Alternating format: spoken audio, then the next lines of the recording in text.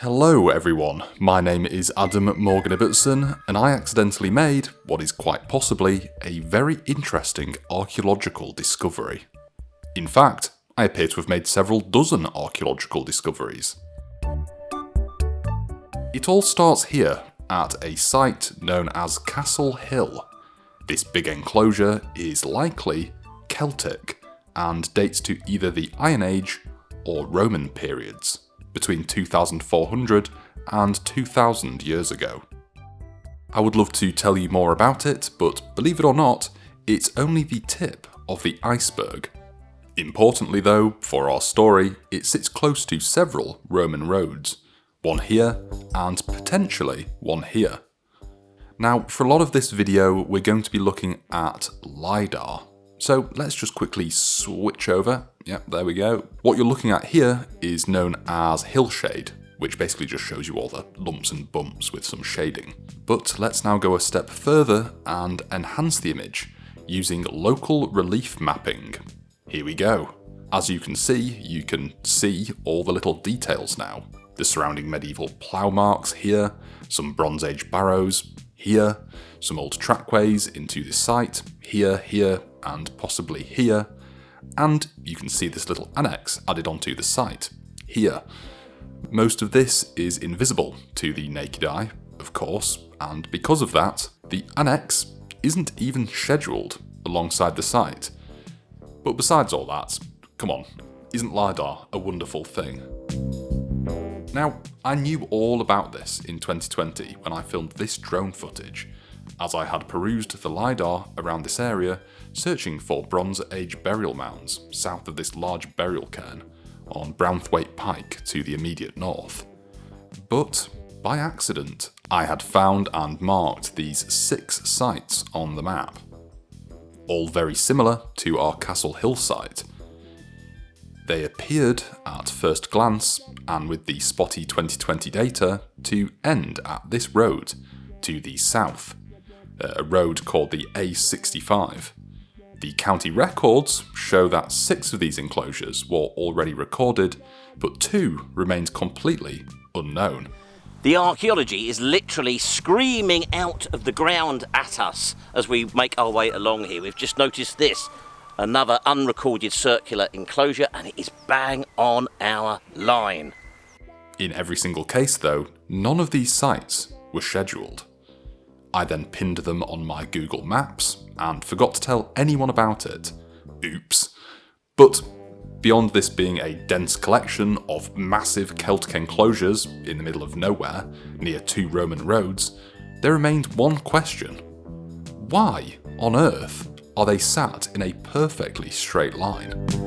And action. Hello everybody, and welcome today to the absolutely stunning Lune Valley, here in the only place that matters, the border between North Yorkshire, Cumbria and Lancashire.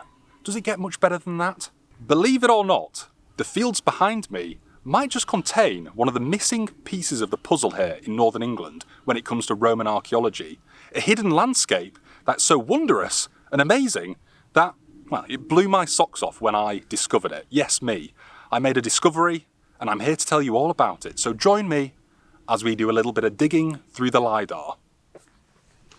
It is the 11th of March and I am chatting to a friend of the channel, the legendary Darren Spratt of WC21 UK Productions Limited. Look at that, classic Romano-British. When I mentioned this curious little cluster of hill fort-like enclosures that I knew of, mostly unrecorded, sitting in a straight line towards a Roman road, which he'd recently featured on his channel. I sent him this text with a screenshot of the enclosures pinned and didn't think much of it after that. But fast forward a month and Darren, I assume planning for future videos, sent me this text asking how I knew about these sites.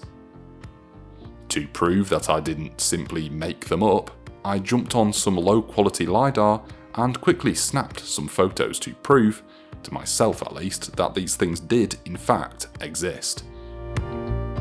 In doing so, I decided to do something unheard of. I ventured south of that A65 road, which some people think itself is a Roman road. And my dear listeners, I was shocked to find yet another enclosure on our line.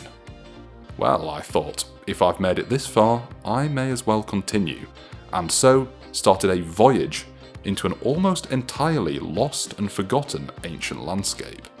Little recorded, simply not known about, but extremely well preserved. Well, I never. This is something else. I wasn't expecting this. So we've walked around this sort of ovoid structure, and to me this is a Romano-British settlement. It's like others in this area. The construction around the side is really clear as well, which is good to see. Lots of stone. It's totally man-made without a doubt. To be one of the first people to actually stand inside this enclosure and actually recognise it as real archaeology, well, is there a better feeling out there? Venturing even further south, we hit this one. Oh, and also this one. And this one. And this one. Oh my god, and this one. Wowzers, it is starting to look like it could be a Roman road. Well, you've probably already seen the title of this video and envisioned, you know, a proper big Roman road with its agger and stone culverts and flanking ditches, all that good stuff. To get a better handle on it, I met up with Mr. WC21 Darren himself, who is, you know, he's a complete nerd when it comes to Roman roads. He knows all of them. So there's a bit more of it over here. I'm going to mark it out. By just wandering between these sites, we both came to suspect that there may indeed be a minor, rural Roman road hidden here. And when venturing between these two massive enclosures, look what we found. A stone-lined track in the middle of nowhere, with a spring lined with these big blocks of worked stone. Oh look, there's one of those burr things up there on the tree. Tasty. Anyhow, we are following a public footpath across country to get to the next site, and we've found a pretty convincing pre-enclosure fields trackway of some sort, built up, banked. Interesting. We've got a significant raised agger constructed up here. We've got a stone-built culvert going under it. And then just over my shoulder here, in the boggy bottom of the valley, there is a large constructed causeway going over it. Now this is a rural route. Who is it that puts all that effort into a rural track? Now that's weird, because there really isn't any reason for there to be a stone-lined track here. It makes no sense. Now, it's not 100% Roman at all, and I can't say for sure that it even, you know, is remotely Roman, especially when so much of this area is covered in these medieval terraced farms, which are so easily mistaken for roads. But if a Roman road was to go missing in a landscape, this'd be it. And you can't deny there is something odd happening at this site. You're not going to be able to see this on camera. We can make it out. Another circular farmstead behind me. This is number 4 in our line. And the line is so perfect, running down to eventually join, heading south, Margery 7C, an important road, ideal for getting the agricultural produce down to where it is needed. Now, back in the 90s, people like David Schotter argued that the Lune Valley was a real sort of industrialised hotbed of agriculture. And I think what Adam has discovered here is confirming that. Just to confirm that I was looking at something a bit interesting here, I ventured south using LiDAR to see where our possible Roman road would hit the nearest proper Roman road. So let's just cruise on past all these enclosures I've discovered to... oh, it's the River Greta. So this proper Roman road right here just happens to diverge into an almost perfectly straight line of Roman-era settlements this way. No, come on. If that's not some form of road, I'll literally eat your hands. Not my hands. I need them to operate the LiDAR to find, you know, stuff. Oh, and on that note, do you want to see a little bonus site I found with my LiDAR? It is my Ford Fiesta Resistance. I came across this little feature here and flicked between LiDAR and satellite.